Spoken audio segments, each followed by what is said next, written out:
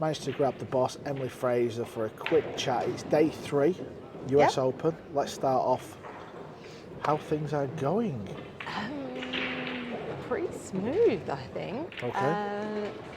So yeah, it's going really well, and I think that's down to the team that we have in place here. The more open events we're doing, the more we're learning, the more we're improving, and I think that's something that we're really strong at in the multi-sport team. When we do one event, we assess how that event went, and then always try, like I said, always try to look to improve. Following the European Open, we learnt a few things that went a little bit, south in terms of like our organisation, and we get into the office and go, right, how do we prepare, plan, prep for the US Open? All of that is already kind of in place anyway. It's more of a case of learning and adapting from the European. But, we've got a great tournament team here. We've got, the referees that are here as well. Like they're not even taking their breaks. We've got our UK refs that come over that we work with across all of our events. With the US team as well, and they're working really, really well, along with our new tournament manager who's based here in the US, Marianne. So they're all doing a really good job.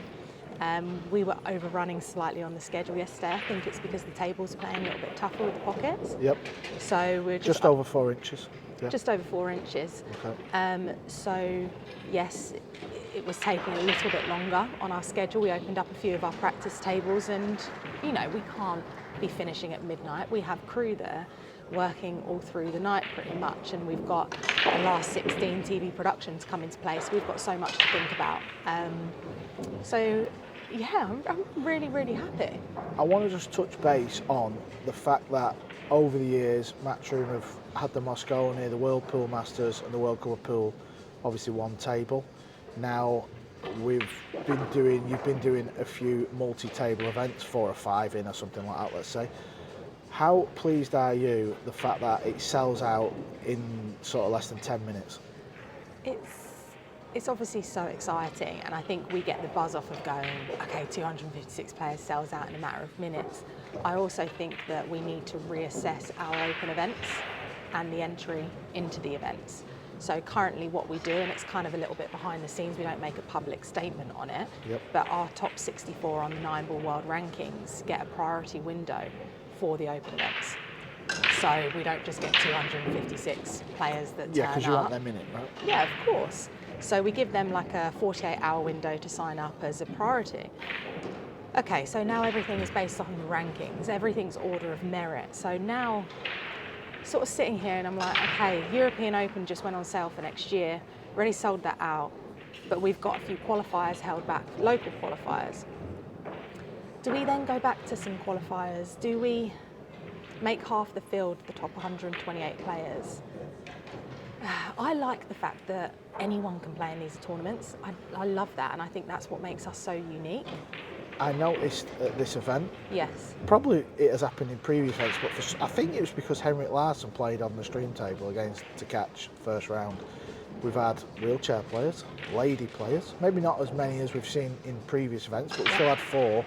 And we've had the juniors. When you're walking around watching, is that something you're taking note of, thinking, well, this is pretty unique, isn't it? Because if you look at other sports, everything's kind of separated, but we've got 256 players, and just look at the variety that you've got. Yeah, exactly. And so that's why it is so great of a tournament, because you do walk around and that showcase match that we had on that table, Henrik and Christina, I thought it was fantastic to watch it. I thought it was really eye-opening for myself to personally watch that game. And I spoke to Henrik afterwards, and that is the beauty of these open tournaments. Anyone can sign up. So yes, these player fields are selling out. We do need to reassess how we are, people are entering these open tournaments, but we don't want to prevent just anyone from coming in, because again, that's what makes it so special. So I do think that, a couple of years ago, we were just doing these one table setups, and I feel really excited, because it's like, okay, so this year we've done the UK Open, the European Open, and the 3rd year of the US Open, and the 2nd year of the World Pool Championship. Yeah. That's 4 events where we're multi-table, right? and we're running events better than how people have been running multi-table events for years. Yep. Imagine what happens when we're like 5 years deep Oh yes. and we actually, like, it sounds really bad, but we proper know what we're doing. Yeah. Because I say that, like, we've got our Matchroom multi-sport team who, when we get back from the US Open, we're going on Champion Snooker. That's the top 16 players in the world in snooker. And we've got, you know, netball, we've got fishing. How much does the winner of that get, by the way? Just to throw that out there for the people who It's a may be watching. £425,000 prize fund for 16 players. Wow, So the winner gets, the winner gets, I think it's like I think 150. It's no? 125 or 150. Anyway, so it's 400 and- Yeah, wow, okay. chunks. You get 12.5 grand just for turning up. That's So incredible. it's chunks. Any spaces to play? No, I'm joking. So you're looking at that. So our eyes are open to a mainstream professional sport. Yeah. So we are the ones who will take Paul and will follow that. And it's not saying that everything has to follow snooker, everything has to follow darts, but why don't we look at these sports and pick a few things that work really well and apply them to Paul? Because you work in the office with all other teams who work at Matchroom controlling the other sports. Correct. And so our multi-sport team, we're not pool players, okay? And yeah, people say that that's our disadvantage. Oh, how can these people be running our sport? They're not pool players. That's what makes us so good. We're a promoter. I think that is at the end of day. advantage, I completely not a agree, because disadvantage. I can make a decision based on for the best of the event, for the best for the players as a promoter, because I won't make a decision because I'm a pool player. It actually makes my decisions Yep. better, for instance. So I like that I can't play pool. Yeah, okay, I might go out there and make a fool out of myself, going to run like a rack or something to try and like play a rag. Yep. I'm trying to like, so when we have this multi-sport team and we come into this arena and you've got players who are enjoying themselves, they're having a great tournament, win or lose, this arena looks fantastic, but also the competition is playing well. So we're executing a 6-day tournament of 256 players down to one that is all also broadcast. Yep. So we're doing a great job at this, and I'm really happy about how we're delivering it. And that I stress that yes, we have our core team, but we also bring in the people who we can rely and we can trust on, who help deliver this event for us. Now we've spoke about the event and obviously things like that, let's just get a bit of controversy, because we love that, don't we, on my YouTube channel. Obviously you've had a lot of flack. No, I don't never get flack. I don't mean this event, I mean leading up to this event. It's all gone quiet about the ball colour, and it is a big talking point. Yesterday, Joey Tate playing SVB, the legend versus maybe a future legend, 7-7, he gets down and he shot the purple 5, thinking it was the 4 ball, right? I've been on social media because social media is a powerful tool, good Very, and bad. yep. And there's good comments as always, there's bad Is comments. there? Yeah, there's always good comments. You're getting a lot more love since you've started coming on my YouTube channel. Anyway, put it that way. You owe me a lot. That's true. No. I've done an interview with Joey. Okay. He has no dramas whatsoever. No, He's I saw. a good kid, he's laughing, he's just like one of them, whatever. Yeah, Obviously he's he's got a really bright future.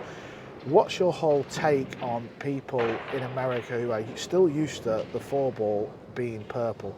Can you give us a quick explanation how we have come about this new ball set and the colours? I can't believe you've asked me this.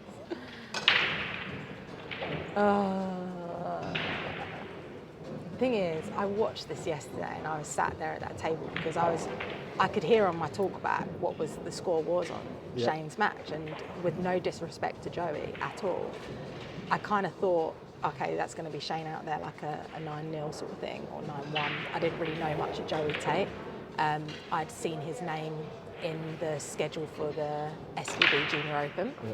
So to be totally honest with you, ignorantly probably, I didn't really think that was going to be a match as such. I was the So- same, I'd heard the name Yeah. briefly, but I think more obviously if you're in America, he's probably more of an up-and-coming name that people are familiar with, but where we're at, we were still Yeah. unknown. So I heard it on the thing, and I've come over and I'm like, hang on a second, what's going on here? So I was like, I need to go and watch this for myself. So I'm sitting there and I saw it, and I was like, Did straight away you think, oh shit, he shot the purple 5? I was Do you know what it was? Did you know? Did you know at the No, because I was watching Shane's body language, because he's down on the shot, and so where I was sat like at the ref's desk, so I'm like here, so I couldn't really get a view of the table. So when I'm sat there, I'm normally watching like the body language, which, you know, I'm not a pool player, I'm normally like watching things like that. And I could see Shane's body language, and the guy's down on the shot, and Shane's got his cue in hand like this, and that's what was confusing me. I was going like that, and then I've looked at the table, and as soon as I've seen Shane put his hand up, I've noticed and seen. And obviously after the match, I went up to Joey and said, right, okay, I'm getting you a set of our, the TV black set, so you can have them at home, so you can never make this mistake again. And he's laughing, and like you said, like we spoke to him afterwards, and we brought him on to off the rail, and he's, you know, he's a good kid, and like I said to him then, he's got onto he's on our radar now, which I love that. That's what these tournaments are about. That's what these matches are about, and that's what these viral videos are about. Our YouTube matches, like we can have a match that's going on, it's getting a couple of thousand views. We could be doing 12,000 views from matches yesterday. When I last looked, that was up to like 35,000 views because of that viral clip that happened. All publicity is good publicity, they say. Exactly. So to go back to your answer on the ball set, look, we spoke about this before. I remember you asked me at the World Masters or the UK Open. It's done, okay? It's happened. We've just got to move forward with it. So the ball set has actually been designed behind the scenes for the non-pool fan when they're viewing pool on TV, to try and get them involved. Correct. So the colours all stand out and nothing contradicts another colour. And I will say now, and it's probably, this comes back to bite my arse because everyone quotes me on it, but the decision was made more from a casual sports fan background, okay? I've been doing this for what, 6 years maybe? And I'll hold my hands up. I'm not the most experienced pool player. I can't go out there and make decisions based on a match because I know the pool game as such. But that's why I go to the likes of you, the likes of Jeremy Jones, to advise me when situations come up to do with the match. With the balls, you know, we're working with our team. We all did it in-house and we all looked at it. No one said anything. Yeah. It got done. The decision got made based on, when you're watching at home, it was confusing. And I'll say that right now. When we watched that last Asian Open event, it's hard to look at it, especially if the live stream quality is bad. Yeah, the red 3 ball, the pink 4 and the orange 5 sometimes looked a little... I think it was the red 3 and the orange 5. Sometimes I used to look at it and think, which is which? Well, I think what's happened is that I've come in more of a taking a step back, looking at the actual telly looking and at everything the telly, else. And I don't know. Maybe that's a bad call at the end of the day. And you know, I have to hold my hands up to that. But I came in and made that decision and changed it. And that was the reason why we did it. We looked at it from that. We didn't look at it and go, right, we're going to change the whole history and we're going to do this. That wasn't the idea. We changed some of the, like the green wasn't a good green. The blue also, the 2 blue, that was like the shade was too, I'm trying to find dark, the word. like It was, dark. yeah, it just wasn't right. So we changed every ball really, I think, except from the one. To just make it more viewer friendly, basically. Right. And so, yeah, look, the decision's been made. It was a good few years ago, and to be honest, I keep saying the same thing. I keep saying, you know, okay, it's done. We're moving forward. I'm not sort of ignorantly standing here and going, yeah, well, you all have to just suck it up, sort of thing. Look, it's happened. But it's here to stay. It's here to stay. We're not changing anything. Everything I'm trying to communicate now is, the thing is, it's happening right now is that, so we changed the cloth colour, okay, like, and we changed the balls, we're changing the pockets, and it seemed like all of the last 18 months we've been like going back and forth with the pocket sizes. So do you know what? I kind of understand why everyone's going, stop messing around with the rules, Emily. Yeah, but basically, obviously I work for Hughes now, but obviously I'm a player. I know how bad a state the game was in. So when Matchroom decided to take over, or not so much take over, but give Pool a good go, I felt like Pool was at the bottom, and I feel like anyone could have like come along and decided to have a go, and then everyone was starting at the bottom. I don't feel like it's ever had anything worth shouting about. Do you see what I mean? Yeah, and I think I probably forget that. I forget that because there were players like yourself who were retiring at a young age because there wasn't a tour, there wasn't a proper, this wasn't a professional sport. We were doing 3 events a year. You didn't really have any guarantee that you were going to get into the Mosconi, into the World Pool Masters, because people were getting picked for the World Pool Masters because they were pals with someone in the Matchroom team. It was absolutely ridiculous. I remember them days. I sent a nasty email once to Luke Riches. It's pretty funny if we could dig that up. But that's not how it should be. And so there was never any guarantee of getting through an order of merit. So obviously we came up with these rankings this year. So I do understand everyone's frustrations. We've swanned in and we've gone, the cloth's changing, the ball's changing, the pocket's changing. But I think what we all need to remember is that moving forward, there will be a standardisation of the conditions. The pockets will be the same for all of the events. That's how it should be, but also not manipulated. What happens at the moment is we have a table that are four and a half, or however they come, and they get manipulated. Yes. For our spec. Yes. No more. You want it. That table is delivered, that size, that is the specification, that is how it will be moving forward. There's a ball set. That is the 9-ball set. That is the 9-ball ball set. Yep. And by the way, all the pool balls, come to me, tell me that you want the TV Pro set, the black set. I will give you those set of balls. Anyone who's here at the US Open, I'm giving you these sets of balls because I want them throughout the whole of the stakes. So come and find me and I'll give you this set of balls. So any pool room owners watching this video, if they get in contact with me, you're going to send a set of Aramith blacks well, to just that pool. come here and I'll hand them to you myself. Well, there you go. The grey cloth. Listen, this looks exceptional. No one hates the grey cloth. I think some people still bloody hate it. No, I don't. But the players are happy, and also it looks smart. It looks modern. Yeah. You're going to attract a new audience coming through. Go, oh, this looks nice. So yeah, we've played around with a few things. So I understand everyone's frustrations, but to echo what you've said, listen. Someone else wants to come in and put up the money that we're doing, and I'm not talking, we're just going to throw guaranteed prize money at it. I'm talking, you want to do the production. You want to do a proper production like we do.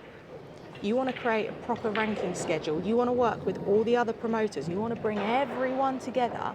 You want to work your absolute nuts off to make sure that people are talking to other people in this industry and they are all working together, coming together for a proper schedule and a ranking system. And then on top of that, you want to put the prize money in, you want to lower entry fees, then you can start saying what the balls are. Then you can start saying what the colour of the balls are. But at the moment, that's us. We are doing all of that. We're not just putting up a guaranteed prize money and everyone's just turning up and, half the field is there. We're selling these out. We are selling the Mosconi Cup out.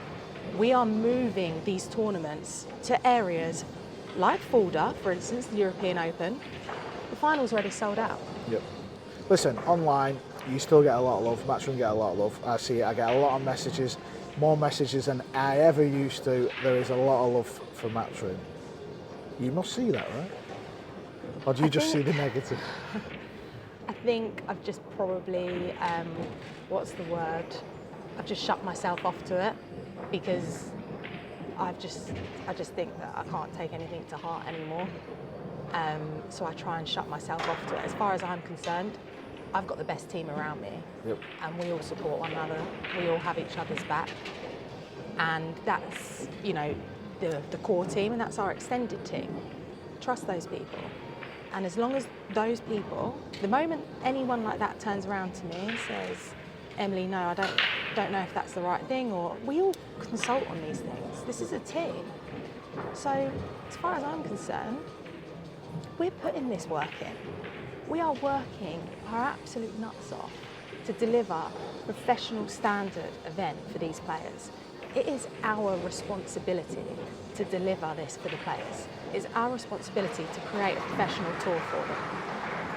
And we're going to follow through with that. No empty promises, we're doing it. We are going full throttle. A couple of years ago, 3 events a year. This year, 8 we were. Next year, surprises. Right, we're going to end the interview there. Emily, thanks for stopping by, clearing a few things up. It's always a pleasure.